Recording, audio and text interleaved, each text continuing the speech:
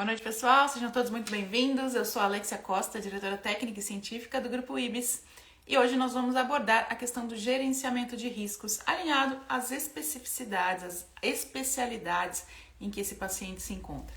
A gente sabe, e trabalha aí com as metas de segurança do paciente do Ministério da Saúde já desde 2013. Aliás, estamos comemorando 10 anos do Programa Nacional de Segurança do Paciente do Ministério da Saúde, Anvisa.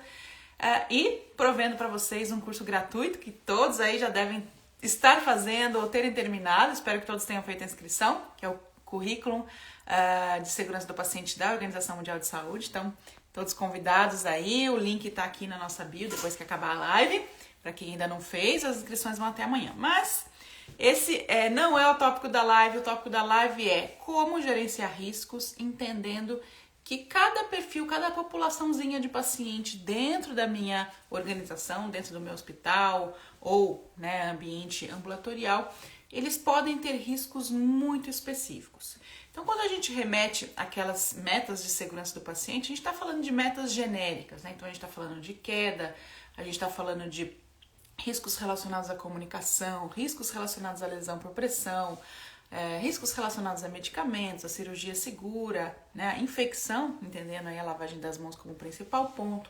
Então, obviamente, esses riscos genéricos e clássicos, eles devem ser gerenciados e precisam ser gerenciados praticamente na unidade como um todo, mas Alex, a lesão por pressão eu preciso gerenciar em todas as unidades?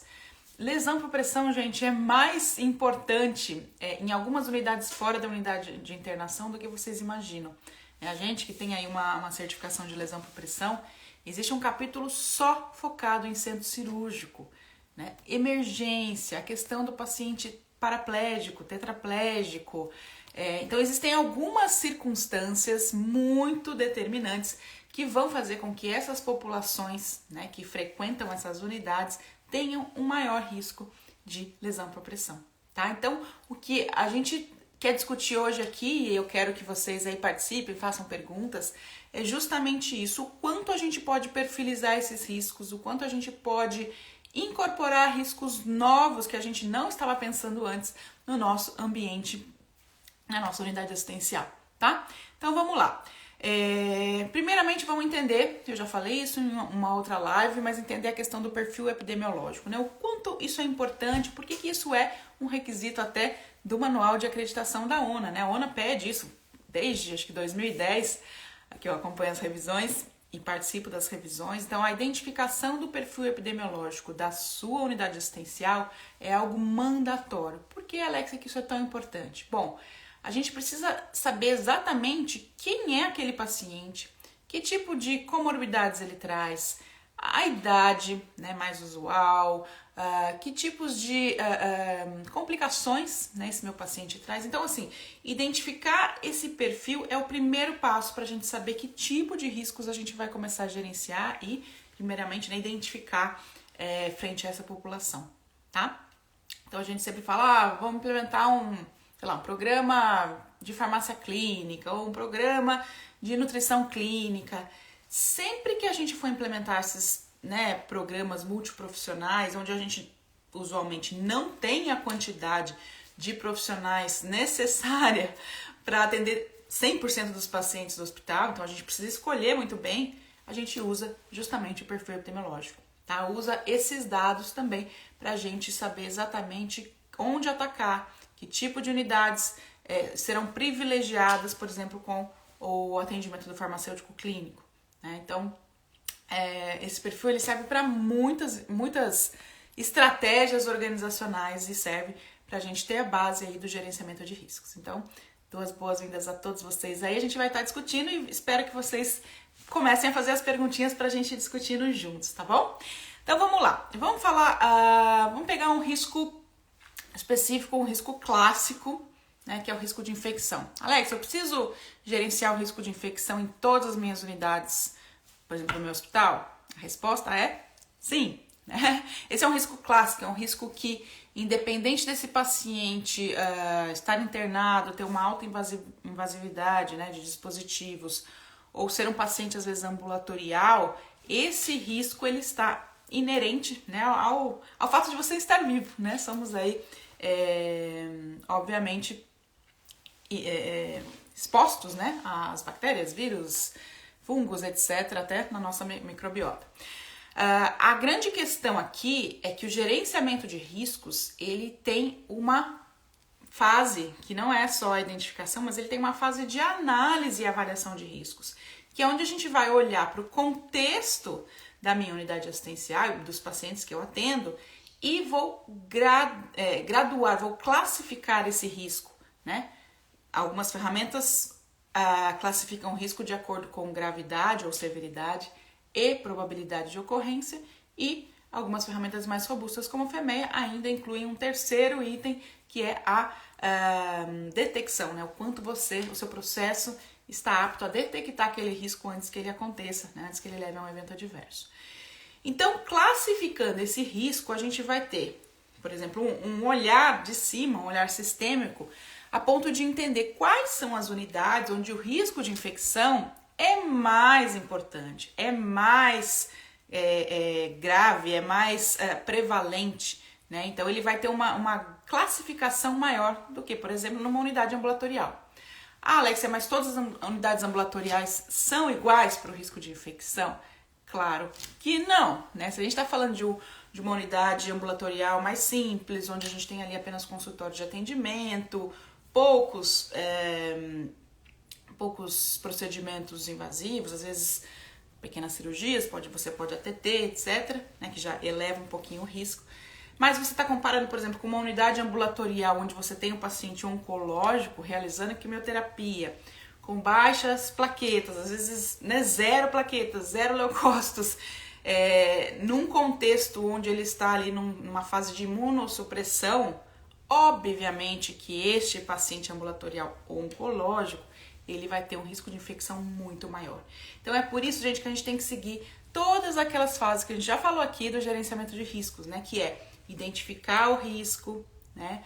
Tabular esse risco na minha unidade, né? Ter lá uma tabela, uma ferramenta onde eu possa explicitar quais são eles. Analisar, né? Analisar o perfil epidemiológico, o contexto, as questões aí inerentes à minha condição. Então pode ser que a minha questão geográfica influencie na questão de referência de pacientes, transferência, então isso pode aumentar meu risco. Pode ser que questões de dimensionamento, pessoas, capacitação, tudo isso pode impactar em eu ter um risco maior ou menor, né? E aí eu tenho, através da ferramenta que eu utilizo, a classificação desse risco que vai ser útil, né, para eu ter ali a lista dos meus, sei lá, 10, 15, 20 riscos da minha unidade assistencial que eu gerencio, mas eu tenho uma classificação ou por números, ou por cores, ou, enfim, dependendo da ferramenta aí, RPN, no caso do FEMEA, onde eu vou ter uma classificação visual. Quais são os riscos que eu tenho que dar maior atenção? Quais são os mais graves e com maior possibilidade de prevalência ou, né, aí, de eventos adversos com dano para o meu paciente? E é nesses que eu vou atacar com maior ênfase, né? Que eu vou estar ali o tempo todo treinando minhas pessoas e identificando sem pestanejar esse risco no meu paciente, ok? Então, até agora falamos do risco de infecção de uma maneira generalista e lembrando, né, que esse risco de infecção ele vai ser mais importante. Unidades oncológicas, unidade de transplante de medula óssea, unidade de queimados, né? Esse paciente queimado, ele praticamente não está exposto, né, aos germes de uma maneira brutal, né? Ele perdeu a maior proteção, o maior órgão dele está danificado, está lesado, que é a pele. Então o risco dele contrair uma infecção e essa infecção se transformar numa sepse é muito maior do que um paciente com a pele intacta ou com pouca invasividade. Pacientes em hemodiálise, né, tem um risco importante aí de infecção, principalmente levando, né, a perda de fístula. Então, existem sim situações em que um risco que é básico vai se tornar mais importante, mais grave e mais prevalente, dependendo da minha unidade, dependendo do tipo de paciente que eu atendo, ok? Muito bem. Alex, então falando da hemodiálise, né, a infecção pode levar à perda da fístula ou, né, vice-versa. Quais são, então, o que eu faço com essa informação, né? Bom, a partir da informação de existir esse risco na sua unidade, você tem que estabelecer medidas preventivas. Né? Então, obviamente, medidas de controle de infecção, lavagem das mãos, utilização de materiais com esterilidade garantida, tudo isso vai ser importante para esse paciente de hemodiálise, mas existe um outro fator, que é um fator inerente a esse paciente da diálise, que é o autocuidado.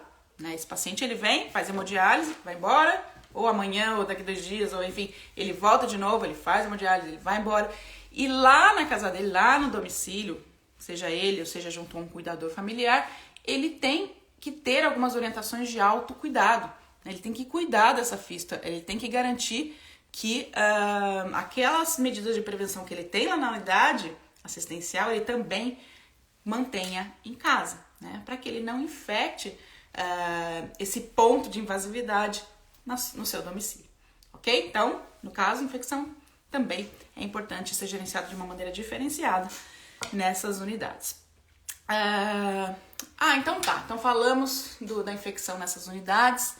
Então essas unidades, elas vão ter outros riscos também? Vão. Então vamos falar, por exemplo, da oncologia, né? Clássica oncologia, onde o risco de infecção é importantíssimo. Pacientes debilitados, pacientes imunossuprimidos. Mas tem um risco que a gente praticamente vai ter ali na oncologia, vai ter na radiologia, que são riscos importantíssimos nessas 2 unidades, que é o risco de extravasamento.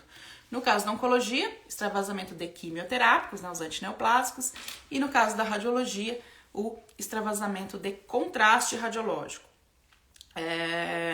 Principalmente aí na oncologia, a gente tem ainda, né, uma subclassificação que é, ok, extravasamento, né, se ele ocorrer, eu ainda tenho uma segunda etapa que é entender qual é o medicamento que extravasou. Então, na oncologia a gente tem classificações, por exemplo, de medicamentos que são vesicantes, então eles vão causar necrose tecidual, é como se eles corroessem aquela pele, aquele músculo, aquele tecido conjuntivo e podendo levar aí infecção, sepse, perda de membro e danos aí permanentes. Existem substâncias antineoplásicas que são irritantes, então elas não vão causar essa necrose, mas elas vão causar inflamação, elas vão causar perda de qualidade de vida por longos e longos dias, às vezes semanas ou meses. E tem os antineoplásicos que não são nem irritantes e nem vesicantes, onde as medidas ali vão ser como se fosse de um extravasamento de um medicamento comum, tá? Então, existem as classificações, mas as subclassificações desse risco quando ele acontece, tá? A Isadora tá perguntando aqui a questão da anestesia. Anestesia, a gente fez há cerca de uns 8 meses atrás um webinário só sobre riscos em anestesiologia. Uma hora a gente abre de novo aí esse webinário para vocês, mas a anestesiologia ela tem um monte de riscos, né? Um monte de riscos. Eu citaria aqui 2 mais importantes, que são o risco da intubação, né? A gente não ter a via aérea aí adequada para o procedimento cirúrgico que a gente precisa, então isso precisa ser gerenciado, principalmente a questão do anestesiologista ser extremamente experiente para isso e entender que alguns pacientes vão trazer riscos maiores de intubação, como o paciente pediátrico, o paciente obeso, e o segundo risco mais importante que eu traria para a anestesiologia é o risco medicamentoso, né? Os anestésicos, os bloqueadores neuromusculares, o quanto a gente precisa gerenciar isso de perto, e aí vem a farmácia junto para ajudar na identificação correta desses medicamentos, garantir que não haja troca, né? Então, medicamentos que a gente chama de look-alike, que são medicamentos com frasquinhos ou ampolinhas muito parecidas, ou medicamentos sound-alike, onde o nome deles é muito parecido, né? Então, ceftriaxona, ceftazidima, o cef é muito usado em antibióticos, então são medicamentos que a gente chama de sound-alike, tá? Então, eu diria que esses 2 são extremamente importantes. Esse webinário está gravado? Está, mas ele não está disponível ainda, tá? A gente vê mais pra frente se a gente disponibiliza para vocês. Elizabeth, instrumentador saindo da sala cirúrgica paramentado indo para outra sala. Isso para mim é um absurdo, vi acontecer há pouco. Esse é um risco que as pessoas não comentam muito, né? Que é essa transição de pessoas no centro cirúrgico, né? Levando e trazendo germes, né? Micro-organismos de uma unidade para outra. Então, isso é extremamente preocupante. O ideal é que a gente tenha ali uma farmácia, por exemplo, né, que seja proativa na entrega dos produtos que essa cirurgia está precisando antecipadamente, então os famosos kits cirúrgicos, e na iminência de se precisar de algum produto ao longo da cirurgia, a farmácia também coopere aí em levar isso até a porta do centro cirúrgico, da unidade cirúrgica e assim por diante. Então essas questões logísticas precisam ser discutidas e implementadas junto com a equipe cirúrgica e a própria farmácia. Então um vai ajudando o outro.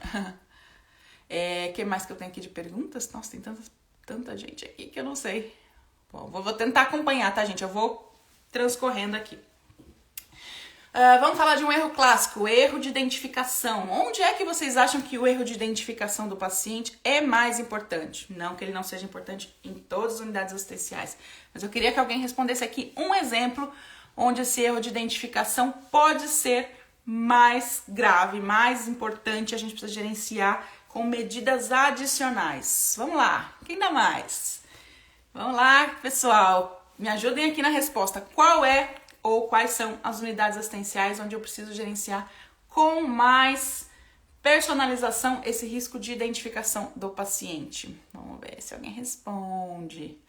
Maternidade, a Carol. Obrigada, Carol. É isso mesmo. Maternidade, berçário, neonatologia, unidade de terapia intensiva neonatal. Todas essas unidades onde esse bebezinho passa, né, a jornada dele, ou se ele é transportado, por exemplo, para a unidade de imagem, né, e volta, o quão seguro essa identificação está, né, garantindo que esse bebezinho vai ser conectado à mãe certa, aos pais certos durante a sua jornada hospitalar e principalmente pós-jornada hospitalar, né, garantindo que a gente não tenha as trocas de bebês que no passado aí foram tão comuns, infelizmente, né? Hoje os hospitais já aprenderam um pouco mais com essas tragédias, mas tem hospitais que a gente ainda faz diagnóstico até hoje e encontra fragilidades importantes nesse fluxo materno-infantil, tá?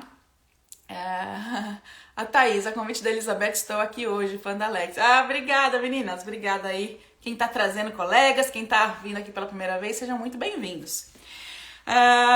Então vamos lá. Queda, gente. Onde vocês acham que o risco de queda é mais importante e precisa ser gerenciado com mais afinco, mais personalização? Vamos lá.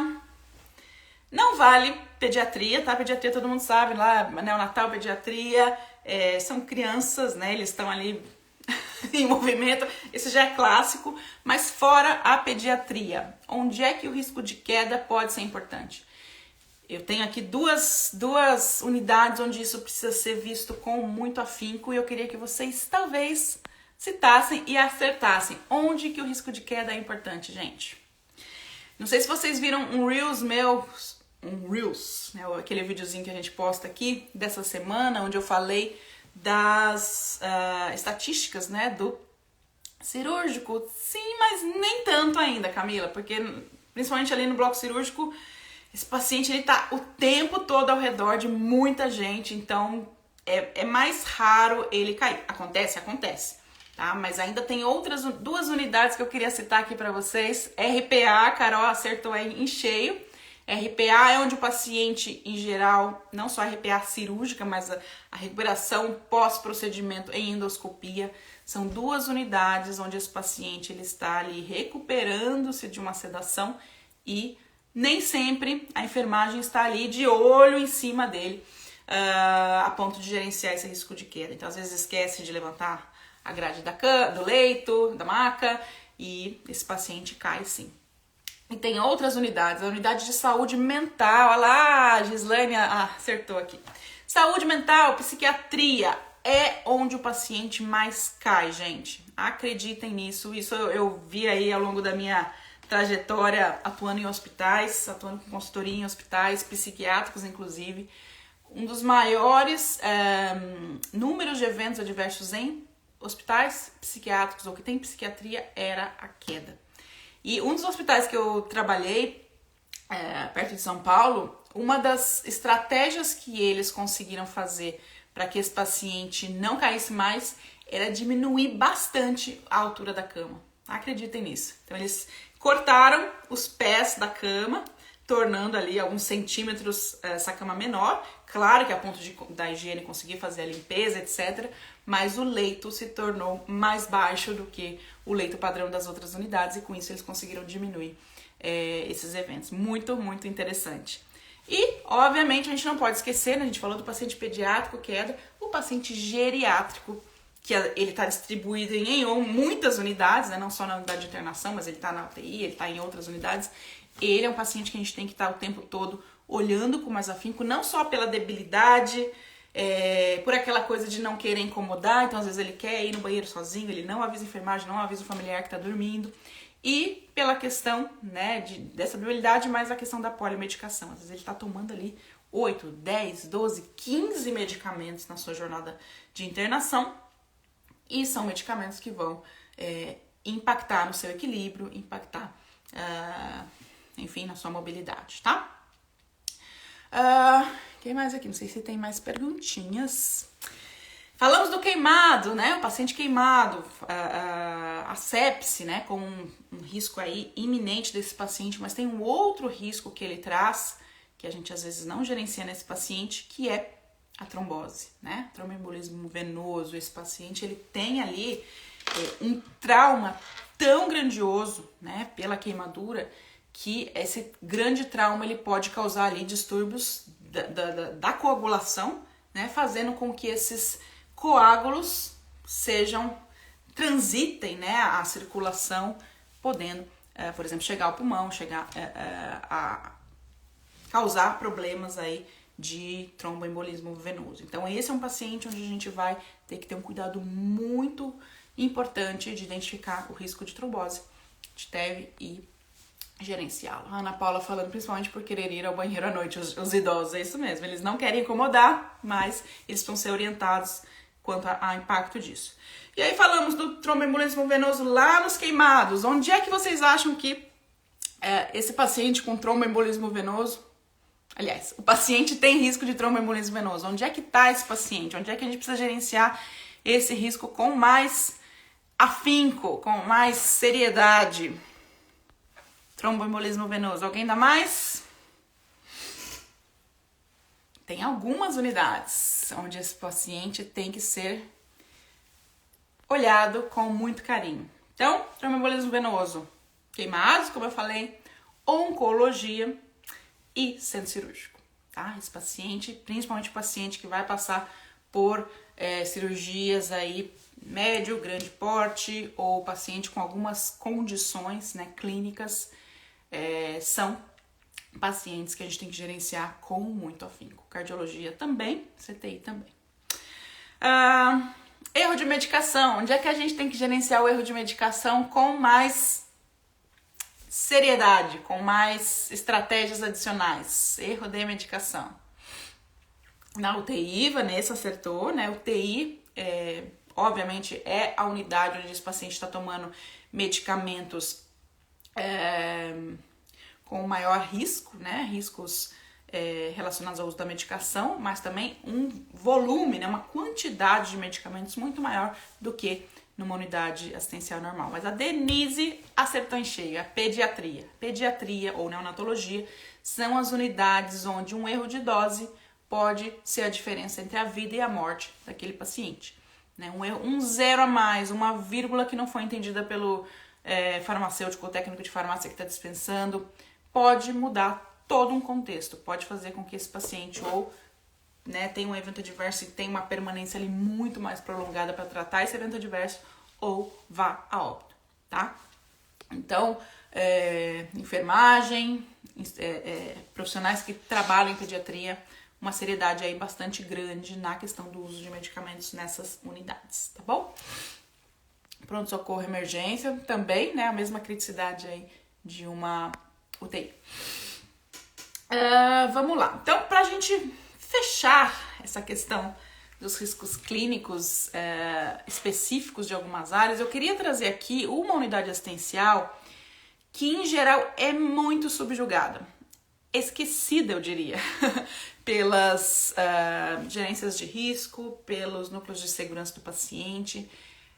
Eu diria que hoje ainda é a unidade onde a gente menos tem práticas de qualidade e segurança do paciente implementadas. Qual é essa unidade, gente, que vocês acham que eu tô falando? Que é pouco privilegiada na questão de gerenciamento de riscos nos hospitais. Não são todos os hospitais que têm essa unidade, mas aqueles que têm, em geral, é só esse tipo de paciente que tá ali, é um paciente mais leve, é um paciente... Ninguém sabe, gente, um paciente mais... Todo mundo acha que não é um paciente de UTI, né? Um paciente mais complexo. Um paciente que veio pro hospital para uma hora de felicidade. Então, é um paciente obstétrico, né? Um paciente... Ninguém acertou, mas tô gostando que todo mundo tá tentando aqui. Então, o paciente do fluxo materno-infantil, né? O paciente obstétrico, para ser mais pontual, aquela mulher que vem pro hospital ter o bebê. Por ser considerado um momento de alegria, por ser considerado uma coisa corriqueira, né, o parto normal, ou o parto cesárea programado ou não programado, em geral, a gente tende a subestimar esse fluxo, a gente tende a não dar tanta atenção quanto a gente dá para as outras unidades mais complexas. Mas a gente esquece que, principalmente ali no centro obstétrico, a gente tem riscos muito grandes, tanto para a mãe quanto para o bebê. Né? Então, gerenciar primariamente o acesso no tempo adequado dessa mãe para o parto, eu diria que é o primeiro risco. A acessibilidade, ela não acho que não existe, claro, né, a emergência sim, mas a gente precisa gerenciar a acessibilidade dessa mulher para ter o bebê na hora certa. Quantas e quantas mulheres ainda morrem esperando, né, ali na maca, ter um acesso ao centro obstétrico, e quantas mulheres morrem em casa porque foi indicado que essa mulher não estava pronta para o parto, mandada para casa, e esse bebezinho acabou morrendo ali naquele momento de espera, né? Ou às vezes num parto em casa, parto domiciliar. Então, a primeira coisa que eu diria para vocês é verifiquem a qualidade da acessibilidade dessa paciente nesse contexto desse fluxo. Fora o acesso, né, para garantia do tempo correto desse parto, existe um outro risco que também não é muito visualizado e cuidado. Poucos hospitais têm protocolos de tratamento, que é a hemorragia pós-parto.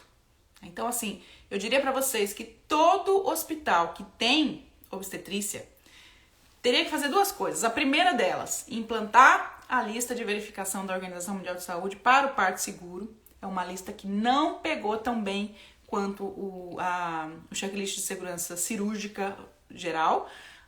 Muitos hospitais nem sabem que ela existe, né? Ou acham que é bobeira.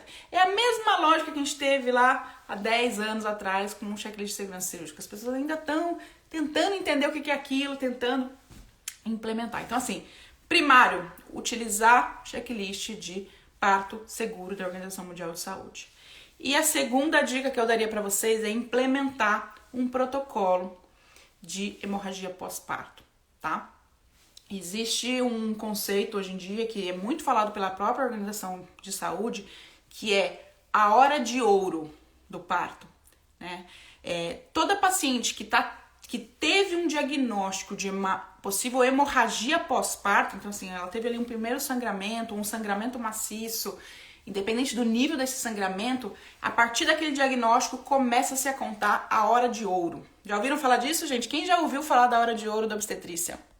Se alguém já ouviu falar, levanta a mãozinha aqui, ou põe um sim, um ok, ou não, escreve aqui não, se você nunca ouviu falar da hora de ouro da obstetrícia. Esse termo hora de ouro, ele começou a ser falado, né, um tempo atrás, e hoje ele é oficializado pela própria Organização Mundial de Saúde. Ela usa esse termo, hora de ouro da obstetrícia. Então, os primeiros 60 minutos entre a identificação do sangramento pós-parto e você intervir. Então, você precisa intervir rápido. É como a sepse, que a gente tem os 60 minutos para antibiótico, a primeira hora de ouro pós-diagnóstico de sangramento é crucial para morbidade, mortalidade ou não dessa paciente, tá?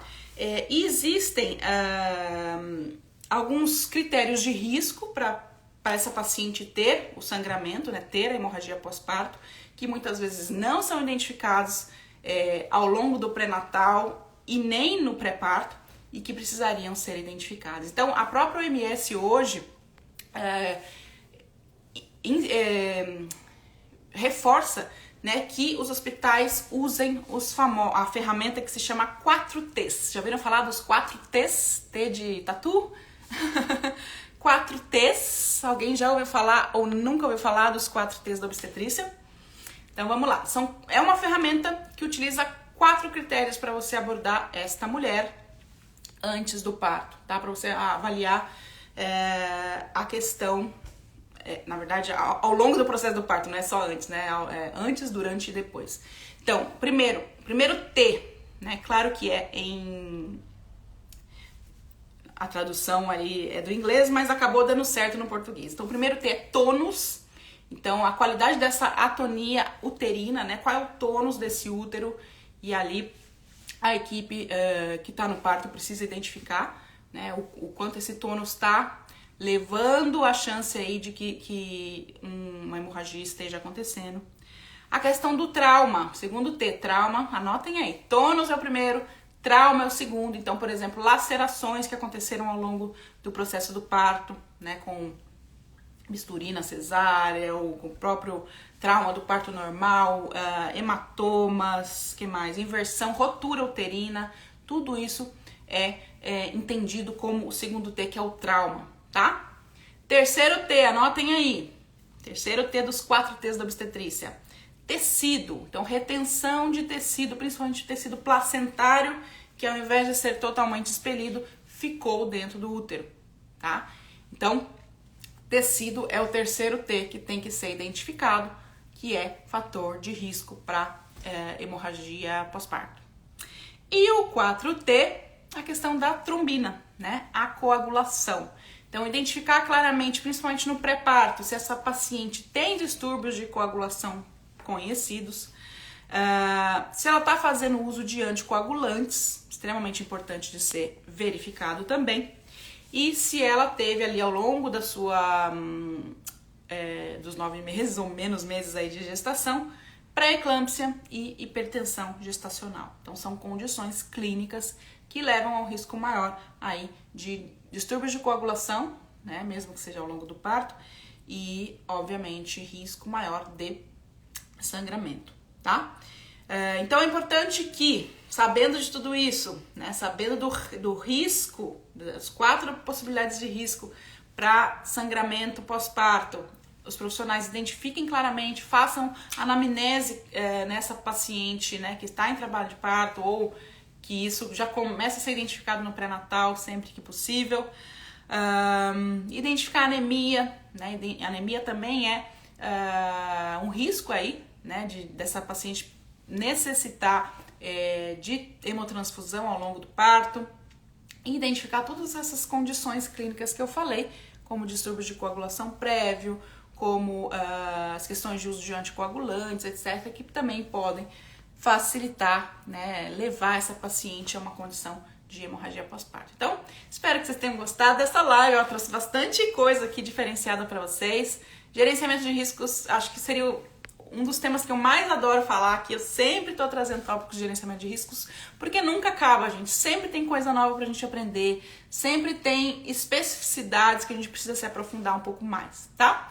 E para falar mais e mais de gerenciamento de riscos, eu vou estar convidando vocês aqui para participar do nosso workshop de gerenciamento de riscos, que vai acontecer no dia 24 de abril agora, online, ao vivo. Isso quer dizer que vocês podem participar de qualquer lugar do país, tá? Não precisa ir para São Paulo.